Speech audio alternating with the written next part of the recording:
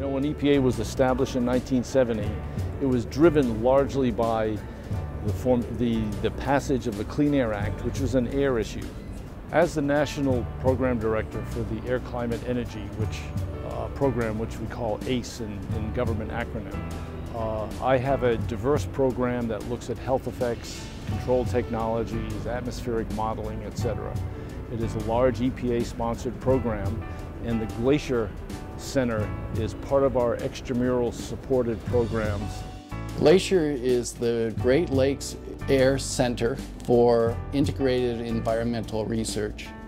So the objective is quite simple. We are interested in looking at the interface of two major health problems. You know, one of the aspects that's very important that the Glacier researchers are investigating is the relationship between air pollution, more specifically PM2.5, which are the particles that are readily inhalable deep into the lung, and the potential for affecting the health of individuals who are either at risk because of pre-existing obesity or who have diets that might lead to that condition. We're looking at air pollution having an effect of exacerbating the metabolic syndrome or the diabetes or the pre-diabetes syndrome. And that hypothesis, through animal studies and through human health studies, we have found that that is the case. So what's unique about Glacier is that we have mobile labs, and these are semis that have been turned into mobile laboratories that we take into different air sheds throughout the Midwest or the Great Lakes region.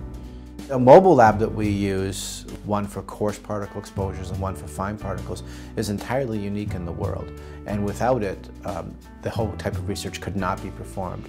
It being mobile allows us to move the facility relatively easily to different locations. As we move to different air sheds or different communities, we have different chemicals that make up the air pollution that people are exposed to in real life.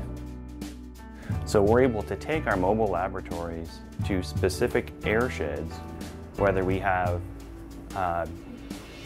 transported aerosols, whether we have urban emissions.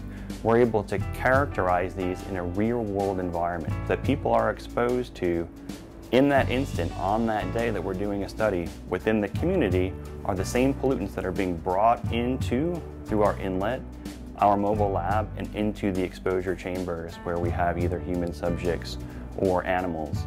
We have a lot of continuous monitoring that's conducted, so we have data points that are recording pollutant levels in real time.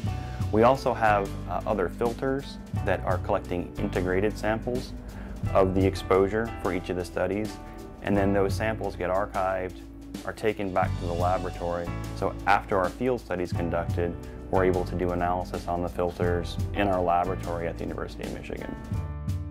Since the early 1970s, air pollution levels have fallen quite dramatically, and they have continued to do so over the last decade.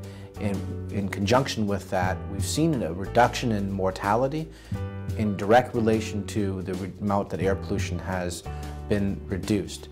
So we need to continue to show that these air pollution regulations we have been effective, are effective, and should continue at what level they are now, and that lessening them or loosening them is not a wise strategy for public health.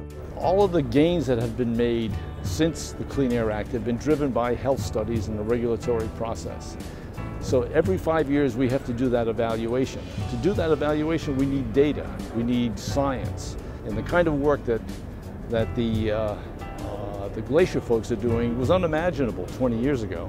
One of the end goals of the overall Glacier Center is to be able to use our findings from conducting these studies in the different air sheds to help inform both the local and state as well as federal policy and decision makers. We're interested in protecting susceptible populations from health effects of air pollutants, and not only at national level, but also in a community level as well.